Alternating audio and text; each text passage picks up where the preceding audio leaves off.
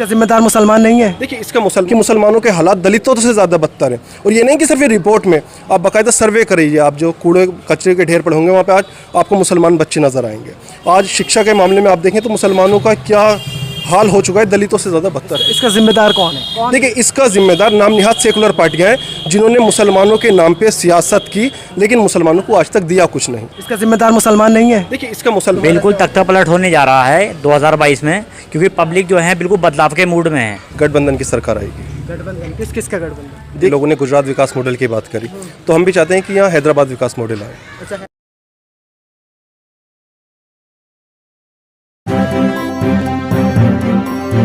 Media voice, आपकी आवाज़।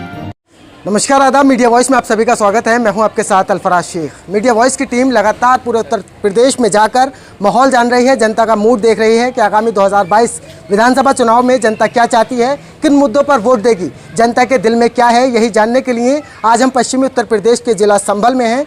संभल की जनता से जानेंगे कि वो 2022 में किसे प्रदेश का मुख्यमंत्री और अपना शहर से विधायक किसे देखना चाहती है। क्या नाम है सर आपका? मोहम्मद शुएब।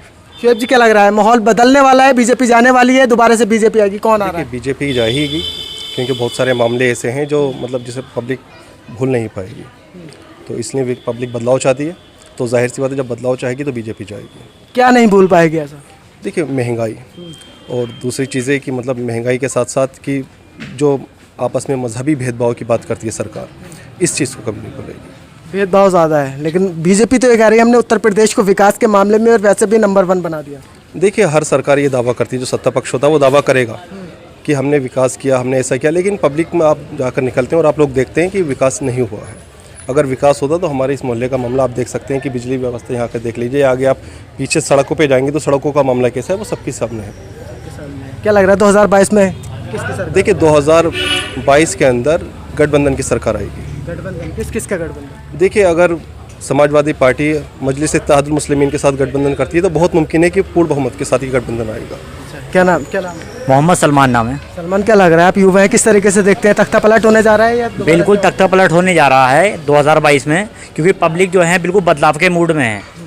तो पब्लिक ये चाहती है कि क्यों इसको बीजेपी को उखाड़ फेंकना है। पब्लिक का जो आजकल का रुझान है पूरे उत्तर प्रदेश का, तो पब्लिक यही चाहती है कि बीजेपी को उखाड़ के फेंकना है और दूसरी पार्टी को उसमें लाना है।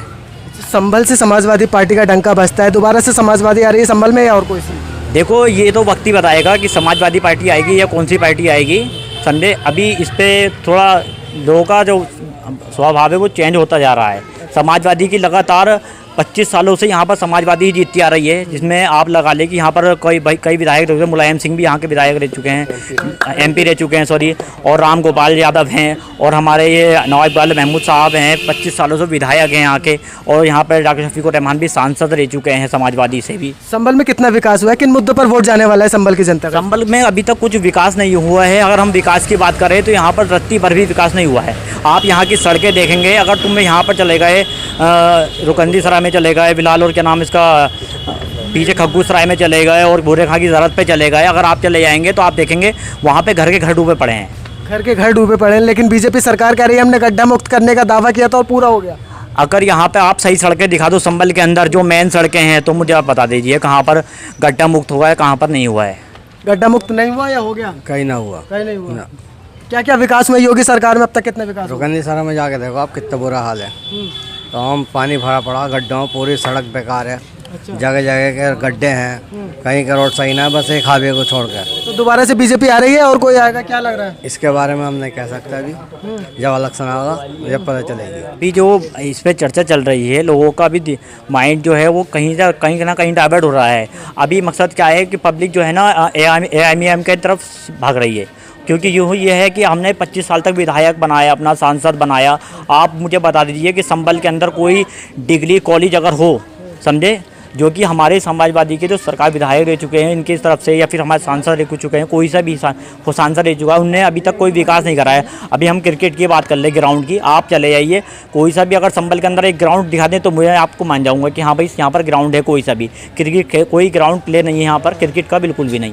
क्योंकि यहाँ पर दिलचस्पी लोग आवाम इसकी आवाज़ नहीं उठाती है, ये नेता लोग लाते नहीं है, विकास नहीं कराते, वजह क्या है इसकी? देखो वजह ये है पब्लिक आवाज़ उठाती है, उनकी आवाज़ को दबा भी दिया जाता है। मसला क्या है, अब आवाज़ उठाती है कहाँ तक है? अब भाई मकसद क्या है, ये तो हमारे नेताओं को देखना चाहिए ना, चाहे कोई भी नेता है इस चीज़ को खुद देखे कि संभल की स्थिति क्या है। आप रेलवे स्टेशन पर चले आइए, इतना पानी भरा पड़ा है।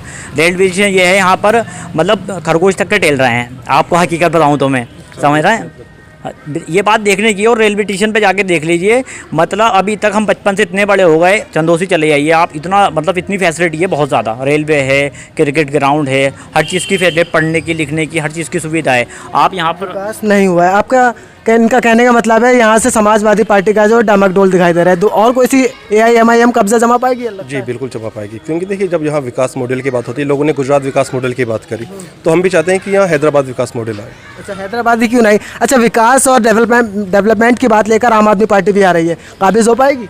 नहीं, काबिज नहीं, अभी नहीं हो पाएगी। क्योंकि देखिए यूपी की जो सियासत है वो बहुत हद तक मजहब और ज़ात की बुनियाद पर काम करती है। हालांकि लोगों को चाहिए कि उससे उठकर भी बात करें, लेकिन अभी आप पूरी तरीके से कंट्रोल नहीं कर सकते।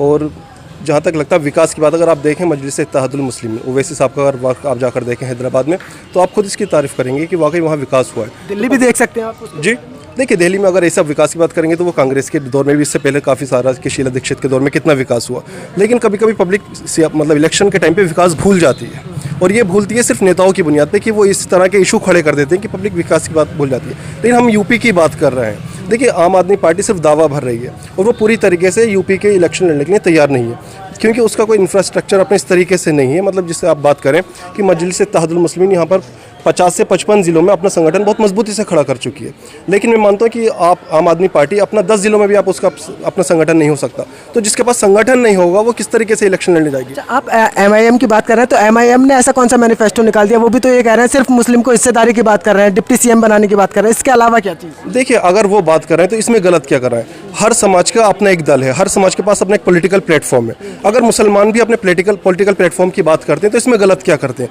आप देखिए, 2% जो लोग हैं उन्हें पूरी तरीके से हिस्सेदारी में शामिल किया जाता है, उन्हें पूरी तरीके से फैसिलिटीज़ दी जाती हैं। अगर आप मुसलमान की बात करें, आप जानते होंगे कि सच्चर कमेटी की सिफारिश में जो उन्होंने डॉक्टर राजेंद्र सच्चर ने जो अपनी सिफारिश लगाई थी, उसके बाद आप रंगनाथ मिश्रा कमीशन की रिपोर्ट उठाकर देख लिए कि मुसलमानों के हालात दलितों से ज़्यादा बदतर हैं। और ये नहीं कि सिर्फ ये रिपोर्ट में, आप बाकायदा सर्वे करिए, आप जो कूड़े कचरे के ढेर पड़े होंगे वहाँ पे आज आपको मुसलमान बच्चे नज़र आएंगे। आज शिक्षा के मामले में आप देखें तो मुसलमानों का क्या हाल हो चुका है, दलितों से ज़्यादा बदतर है। इसका जिम्मेदार कौन है? देखिए, इसका जिम्मेदार नाम निहाद सेकुलर पार्टियां हैं जिन्होंने मुसलमानों के नाम पे सियासत की, लेकिन मुसलमानों को आज तक दिया कुछ नहीं। इसका जिम्मेदार मुसलमान नहीं है? देखिए, इसका जिम्मेदार असल मुसलमान है जिन्होंने इन नाम निहाद सेकुलर पार्टियों पे भरोसा किया और अपनी क़यादत नहीं बना पाए। अगर वो इसीलिए वो जिम्मेदार है। अब मुसलमान इससे जाग चुका है और उठ के सोच रहा है कि उसे अपनी क़यादत की ज़रूरत है जो उसके हक़ की आवाज़ उठा सके। आप कह रहे हैं जिम्मेदार वो भी है, लेकिन आपको नहीं लगता उत्तर प्रदेश का चुनाव हो, ज़्यादातर उत्तर प्रदेश के चुनाव में जातिवाद और धर्मवाद पर वोट बढ़ता है, विकास के मुद्दे पर एंड टाइम पर आकर जातिवाद में बढ़ जाता है? देखिए, मजलिस इत्तेहादुल मुस्लिमीन को हम इसलिए तो विकल्प के तौर पे देख रहे हैं कि वो सबकी बात करती है। अगर आप देखें तो वो दलित की भी बात करती है, मुस्लिम की बात करती है। तो आप कह रहे हैं जातिवाद में नहीं बैठेगी, ऐसा क्यों लगता है आपको? इस बार चुनाव में जातिवाद में क्यों नहीं बैठेगी जनता? क्या पिछले चुनावों में जब बढ़ती आई है तो इस बार ऐसा क्या नया होगा? जातिवाद की जो बात करती हैं वो दूसरी पार्टियां करती हैं और वो कास्टिंग वोट पे अपने मतलब इलेक्शंस भी लड़ती हैं। आप देखें, समाजवादी ज़्यादातर यादव की बात करती है, वो MY समीकरण लाई, तो जाहिर सी बात है इस MY के समीकरण में भी उसका जातिवाद है, मुस्लिम प्लस यादव। लेकिन वो जातिवाद यानी कि MY समीकरण पे इलेक्शन तो लड़ेगी, लेकिन इसका जो लाभ जो ज़्यादा मिलेगा वो यादवों को मिलेगा। आप इसका पिछला एनालिसिस अगर रिकॉर्ड आप देखें तो उसमें भी आप ये देख सकते हैं कि यादवों को जो फ़ायदा हुआ और मुसलमानों के साथ सिर्फ वादे किए गए। मुसलमानों के साथ वादा किया गया कि साहब आपको 14% रिजर्वेशन दिया जाएगा, लेकिन आप देखें कि 14% मतलब 18%, लेकिन कहाँ है रिजर्वेशन? रिजर्वेशन नहीं मिला, जो दावे वादे किए जाते हैं वो नहीं होता। OBC, जबकि आप देखें कि पिछड़ेपन की बुनियाद पे OBC के रिजर्वेशन की बात और दूसरे जो आज मुद्दा चल रहा है, लेकिन अगर मुसलमानों के रिजर्वेशन की बात कोई नहीं करता, ओवैसी साहब अगर मुसलमानों के रिजर्वेशन की बात करते हैं तो इसमें गलत है। चलिए, क्या नाम है आपका? मोहम्मद सुहैब। सुहैब, क्या लग रहा है 2022 में कहाँ जा रहा है आपका रुझान, किसे जाएगा वोट? MIM। क्यों, वजह उसकी?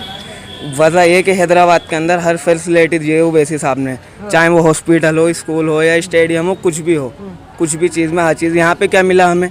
सस्ताई के नाम पे क्या दिया गया हमें? पेट्रोल की कीमत क्या है आज? 700 के तेल की कीमत क्या है आज? अपने आप पे हंसी आती भाई, खाली घूम रहे हैं। कौन सा रोज़गार मिला है हमें यहाँ पे, ये बताओ।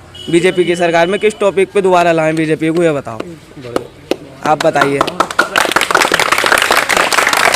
तो विकास तो वो तो कहते हैं, बोले थोड़ी सी महंगाई राष्ट्र हित में थोड़ी सी बर्दाश्त कर लेगी तो भाई 700 का तेल 200 रुपये लीटर कहाँ से बर्दाश्त कर लेगी। मजदूर आदमी है सब, उनकी तरीके थोड़ी ना है, कुर्सी पे बैठे हैं और सरकार चला रहा है। यहाँ पे रोज का कमाना है, रोज का खाना है भाई। इस बार उत्तर प्रदेश के सीएम कह रहे हैं, बोले 350 लेकर आ रहे हैं सीटें।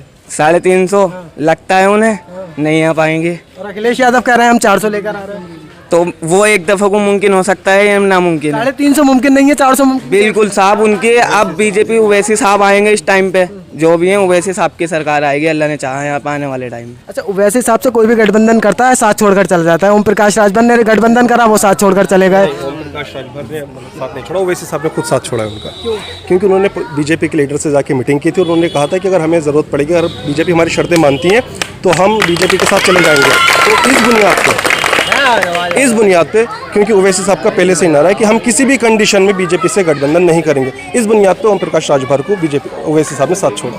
समाजवादी गठबंधन नहीं करती है तो किसके साथ जाएगी ओवैसी जी?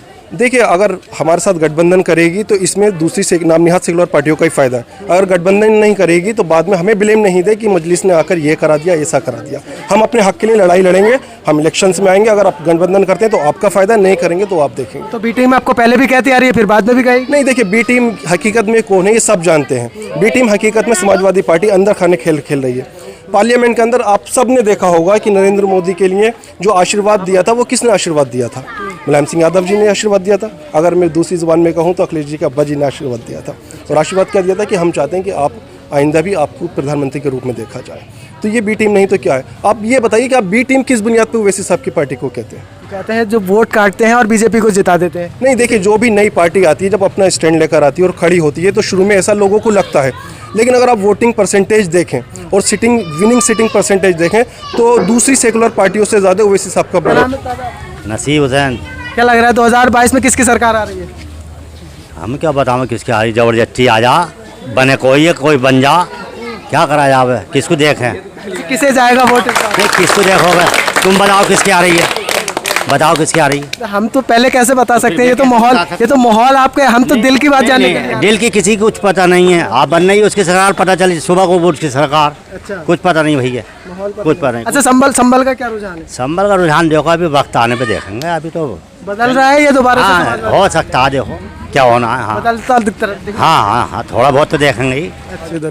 वाजिद अली जी, संभल समाजवादी पार्टी का गढ़ कहलाता है। एक बार से फिर जनता विधायक समाजवादी का चुनना चाहती है और कोई चुनना चाहती है?